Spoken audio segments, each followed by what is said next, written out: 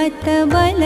भ्रमित मनीची तळमळ कशी साहू निरसुनी माया दावी अनुभव प्रचिती नको पाहू